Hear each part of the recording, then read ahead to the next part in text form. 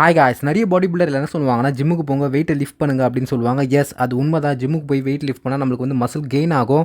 அதே சமயம் தூக்குன வெயிட்டை வந்து ஹோல்ட் பண்ணுறது, அதே மாதிரி தூக்குன வெயிட்டை வந்து கீழே ஸ்லோவாக இறக்குறது ரொம்பவே முக்கியமான பார்ட். ஹெவி டியூட்டியை பொறுத்த வரைக்கும், அதாவது ஹை இன்டென்சிட்டி ஒர்க் அவுட் ப்ரோக்ராமை பொறுத்த வரைக்கும் இந்த பார்ட் ரொம்பவே முக்கியமான விஷயம். இதை நீங்கள் வந்து மிஸ் பண்ணிட்டீங்கன்னா நீங்கள் வந்து ஹெவி டியூட்டி ட்ரைனிங் ப்ரோக்ராமில் இல்லைன்னு அர்த்தம்.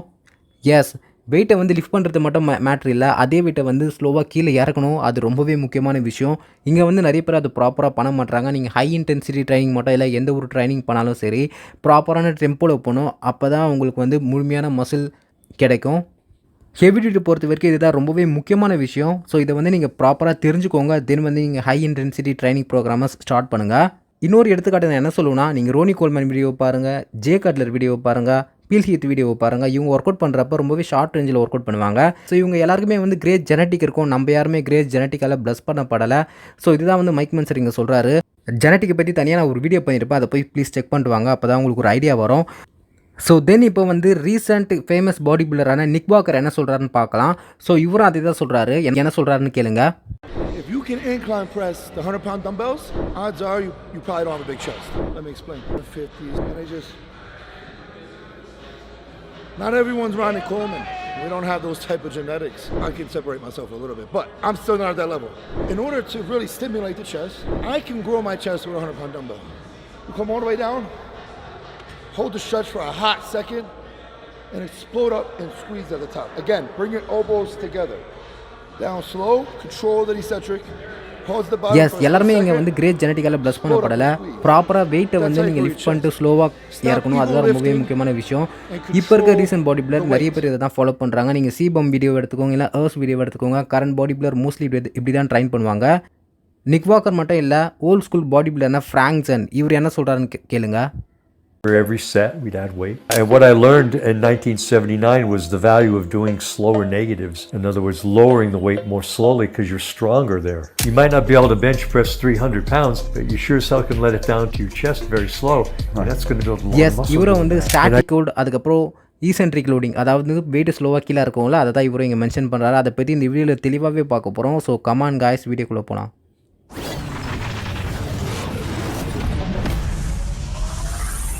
வெயிட்டை லிஃப்ட் பண்ணுறப்ப 3 ஸ்டேஜஸ் இருக்குது. ஒன்று வந்து பாசிட்டிவ், நெகட்டிவ், அதுக்கப்புறம் ஸ்டாட்டிக்.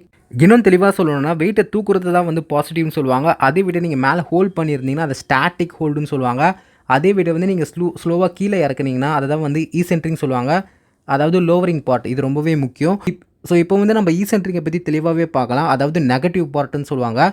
மைக் மென்சர் என்ன சொல்கிறாருன்னா, வெயிட்டை லிஃப்ட் பண்ணுறது வந்து ரொம்பவே லீஸ்ட் ப்ரொடக்டிவ் இந்த டேர்ம் ஆஃப் ஸ்டிமுலேட்டிங் மசில் க்ரோத்துன்னு சொல்கிறாரு. அதாவது நீங்கள் வெயிட்டை லிஃப்ட் பண்ணுவீங்களா, அது வந்து மசில் க்ரோத்துக்கு பெருசாக எந்த ஒரு டேமேஜும் உங்களுக்கு ஏற்படுத்தாது. பட் அதே வெயிட்டை வந்து நீங்கள் ஸ்டாட்டிக்கில் கான்ட்ராக்ஷன் பொசிஷனில் ஹோல்ட் பண்ணிங்கன்னா அதை விட அதிகமான டேமேஜ் ஏற்படும். அதே வெயிட்டை வந்து நீங்கள் ஸ்லோவாக கீழே இறக்குனீங்கன்னா அதை விட அதிகமான டேமேஜ் ஏற்படும். உதாரணத்துக்கு நிறைய பாடி பில்டர்ஸ் வந்து இன்ஜுரி ஏற்படும். ஸோ அந்த வீடியோ கிளிப்பை நீங்கள் ஆட் பண்ணுறேன்.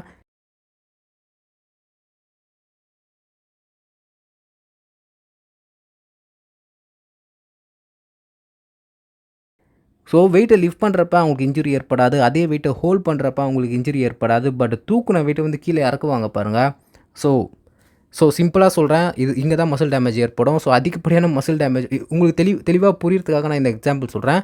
எதனால் மசில் டேமேஜ் ஏற்படுதுன்னா, நீங்கள் அதிகப்படியான வெயிட்டை நீங்கள் ஸ்லோவாக இறக்குறப்ப உங்கள் மசிலில் இருக்க எல்லா ஃபைபரையும் வந்து ஆக்டிவேட் பண்ண முடியும். மேக்ஸிமம் ஃபோர்ஸை வந்து உங்கள் மசிலில் வந்து ஏற்படுத்த முடியும். இதனால் அதிகப்படியான டேமேஜ் ஏற்படும். நிறைய பேர் வந்து அதிகப்படியான வெயிட்டை வந்து லிஃப்ட் பண்ணிட்டு அவங்க இறக்குறப்ப தான் மசில் டேமேஜ் ஏற்படும். அதாவது மசிலே வந்து கிழிஞ்சிரும்.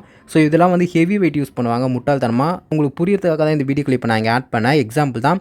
ஸோ எந்த அளவுக்கு வந்து ஈசென்ட்ரிக் போர்ஷன் வந்து ரொம்பவே முக்கியம். அதாவது வெயிட்டை வந்து கீழே இறக்குறது.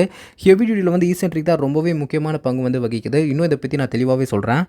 வெயிட்டை லிஃப்ட் பண்ணுறது, அதாவது பாசிட்டிவ் வந்து அது ஜஸ்ட் ஒரு போர்ஷன் ஆஃப் த எக்ஸசைஸ் தான். வெயிட்டை லிஃப்ட் பண்ணுறது வந்து நீங்கள் 3ல் 1 பங்கு தான் நீங்கள் வந்து முழுமைப்படுறீங்க. அதாவது ஒரு ரெப்பிடேஷன் பண்ணுறப்ப மேலே ஸ்டாட்டிக்கும் நீங்கள் பண்ண மாட்டீங்க, கீழே லோவரிங்க நீங்கள் பண்ண மாட்டீங்க. வெயிட்டை லிஃப்ட் பண்ணிட்டு அப்படியே ஜர்க்கி ஃபார்மில் வந்து பண்ணுவீங்க. பட் நிறைய பேர் ஜஸ்ட் பாசிட்டிவ் பண்ணிட்டு மீதி 2 போர்ஷன் ஆஃப் எக்ஸசைஸ் வந்து மிஸ் பண்ணிவிடுவாங்க. அதாவது இன்னும் 2 பகுதி இருக்குது நீங்கள் அந்த ரெப்பிடேஷனை கம்ப்ளீட் பண்ணுறதுக்கு. பாசிட்டிவ் மட்டும் இல்லை, ஸ்டாட்டிக், அதுக்கப்புறம் ஈசென்ட்ரிக். நீங்கள் என்ன தான் ஹெவி வெயிட்டை லிஃப்ட் பண்ணாலும் அந்த தூக்குன ஹெவி வெயிட்டை வந்து உங்களால் ஹோல்ட் பண்ண முடியாது. நீங்கள் என்ன தான் ஹோல்ட் பண்ணாலும் அதே ஹெவி வெயிட் வந்து நீங்கள் கீழே இறக்க முடியாது. பாடி பில்டிங்கை பொறுத்த வரைக்கும் நம்ம வந்து பாடி பில்டிங் ஸ்டைலில் தான் ஒர்க் அவுட் பண்ணோம். நிறைய பேர் ஹெவி டியூட்டி அப்படின்னு சொல்லிட்டு ஹெவியாக வெயிட்டை லிஃப்ட் பண்ணுமான்னு கேட்பாங்க. இதுக்கு இன்னொரு எக்ஸாம்பிள் என்ன சொல்லணும்னா, பறவை மூலியமான்னு ஒரு கேள்வி தெரியுது. அதனா ரெக்க வச்சு பறந்துட்டா இருக்குது அப்படின்னு கேட்குற மாதிரி தான் இருக்குது. ஹெவி டியூட்டினா அது high intensity training programme Arthur Jones create பண்ணார். அதுக்கப்புறம் மைக் மென்சர் ஹெவி டியூட்டின்னு ஒரு நேம் வச்சார். ஸோ அவ்வளோதான் வித்தியாசம். இப்போ Dorian H DYHIT high intensity training ப்ரோக்ராம்னு அவர் தனியாக கிரியேட் பண்ணி அவர் கிளைண்ட்ஸை வந்து ட்ரைன் பண்ணிகிட்ருக்காரு. ஸோ இவ்வளோ தான் வித்தியாசம். பட் இங்கே எல்லாருமே என்ன பண்ணுவாங்கன்னா, ஈசென்ட்ரிக் பார்ட் வெயிட்டை வந்து கீழே ஸ்லோவாக இருக்குவாங்களே, அது வந்து ரொம்பவே இம்பார்ட்டன்ட் கொடுப்பாங்க. டோரியன் ஹெச்சை பற்றி நான் கடைசியாக சொல்கிறேன். ஸோ ஈசென்ட்ரிக்கில் வந்து வெயிட்டை எவ்வளோ நம்ம ஸ்லோவாக கீழே இறக்கணும் ப்ரோ அப்படின்னு நீங்கள் கேட்பீங்க. வெயிட்டை வந்து 3 to 4 செகண்ட்ஸ் நீங்கள் ஸ்லோவாக கீழே இறக்குனா போதும். நீங்கள் வந்து 10 செகண்ட்ஸ் இறக்கணுமா அப்படின்னு கேட்டால் நிறைய பேர் பண்ணுவாங்க.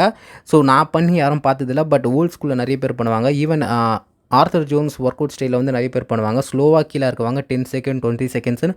பட் அது தேவையில்லை. மைக் மென்சர் என்ன சொல்கிறாரா, நீங்கள் 3 to 4 செகண்ட்ஸ் ஸ்லோவாக இறக்குனா போதும் அப்படின்னு சொல்கிறாரு. எஸ், 3 to 4 செகண்ட்ஸ் போதும். மோஸ்ட்லி மிஷின்ஸ் யூஸ் பண்ணுங்கள், அதுதான் பெஸ்ட் வே. நிறைய பேர் பெஞ்ச் ப்ரெஸில் நான் ஈசென்ட்ரிங் இறக்குறேன்னா நீங்கள் அவ்வளோதான் டேமேஜ் பண்ணுறீங்க. ஈவன் ஸ்குவாடும் அதே மாதிரி தான். ஃபஸ்ட்டு மிஷின்ஸில் வந்து ட்ரை பண்ணுங்கள். உதாரணத்துக்கு close grip, lat pull down, அதுக்கப்புறம் லெக் எக்ஸ்டென்ஷன். ஸோ இந்த மாதிரி மிஷினில் நீங்கள் ஈசென்ட்ரிக் வந்து ஸ்லோவாக பர்ஃபார்ம் பண்ணி பாருங்கள். உங்களுடைய எல்லா மசில் ஃபைபரையும் வந்து உங்களால் ஃபீல் பண்ண முடியும். இது என்னோடய தனிப்பட்ட எக்ஸ்பீரியன்ஸ். எஸ், இப்போ ஈசென்ட்ரிக்கை பற்றி தெளிவாக பார்த்தாச்சு. இதுக்கப்புறம் வந்து ஸ்டாட்டிக் ஹோல்டு, இது வந்து ரெண்டாவது ரொம்பவே முக்கியமான போர்ஷன்.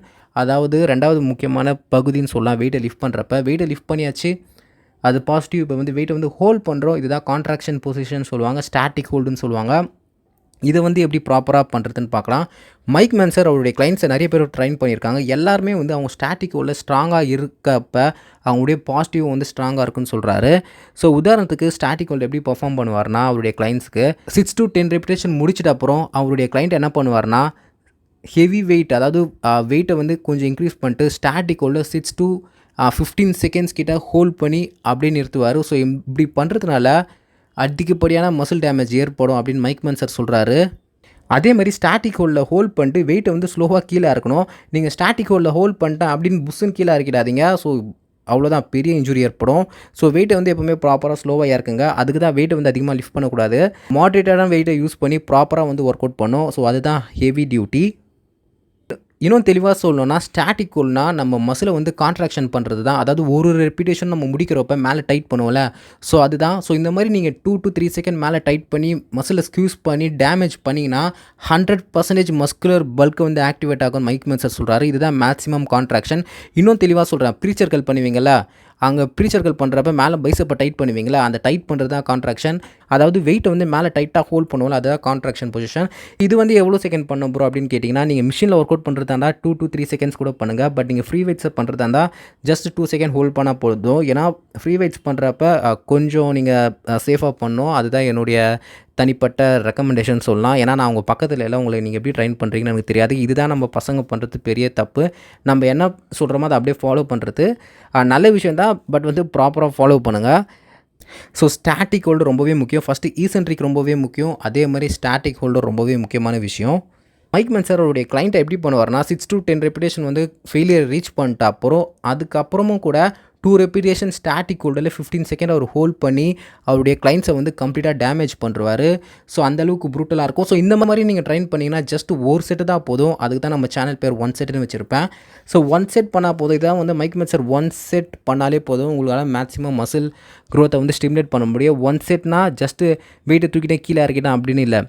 பாசிட்டிவ் ஃபெயிலியர் போகணும், நெகட்டிவ் ஃபெயிலியர் போகணும், அதுக்கப்புறம் ஸ்டாட்டிக் ஃபெயிலியர் போகணும். இது மூணுமே நீங்கள் ஃபெயிலியர் ரீச் பண்ணிட்டீங்கன்னா அதுக்கப்புறம் நீங்கள் ட்ரைன் பண்ணுறதுக்கு அங்கே எதுவுமே இருக்காது, எல்லாமே டேமேஜ் ஆகிடும். ஸோ அதுக்கப்புறம் உங்களால் வெயிட்டை லிஃப்ட் பண்ண முடியாது, எதுவும் பண்ண முடியாது. ஸோ இதுதான் வந்து ஹை இன்டென்சிட்டி மஸ்குலர் கான்ட்ராக்ஷன். இதுதான் மைக் மென்சர் இங்கே சொல்கிறாரு. ஸ்டாட்டிக் ஹோல்டு வந்து ரொம்பவே முக்கியம். அதே மாதிரி ஈசென்ட்ரிக்கும் ரொம்பவே முக்கியமான விஷயம். நம்மளுடைய ஸ்ட்ரென்த்தை வந்து நம்மளால் இன்க்ரீஸ் பண்ண முடியும் ஸ்டாட்டிக், அதுக்கப்புறம் ஈசென்ட்ரிக் மூலமாக. இதை பற்றி ஆர்த்தர் ஜோன்ஸ் தெளிவாக சொல்லியிருப்பார். அதை பற்றி நான் நெக்ஸ்ட் வீடியோவில் முடிஞ்சால் கவர் பண்ணுறேன். மோஸ்ட்லி இதிலேயே உங்களுக்கு புரிஞ்சிருக்கும்னு நினைக்கிறேன். உங்களுக்கு புரியலனா நான் ஆர்த்தர் ஜோன்ஸோட எக்ஸாம்பிள் இங்கே எடுத்துகிட்டு வரேன். அகைன் மைக் மென்சர் என்ன சொல்கிறாருன்னா, பாடி பில்டர்னா வெயிட்டை லிஃப்ட் பண்ணுறது அப்படின்னு இல்லை, அது வந்து பவர் லிஃப்டர், அதுக்கப்புறம் ஒலிம்பிக் வெயிட் லிஃப்டர் பண்ணுற வேலை.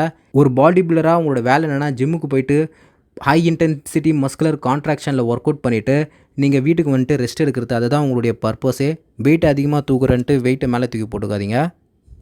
நீங்கள் ப்ராப்பராக இந்த 3 லெவல் ஆஃப் ஸ்ட்ரென்த்தை நீங்கள் அச்சீவ் பண்ணாமல் ஹை இன்டென்சிட்டி ட்ரைனிங் பண்ணிங்கனாலும் உங்களால் ஃபுல் மஸ்குலர் டெவலப்மெண்ட்டை வந்து அச்சீவ் பண்ண முடியாது. இதை மைக் மென்சர் சொல்கிறாரு. இந்த 3 லெவல் ஆஃப் ஸ்ட்ரென்த் சொல்லுவாங்க.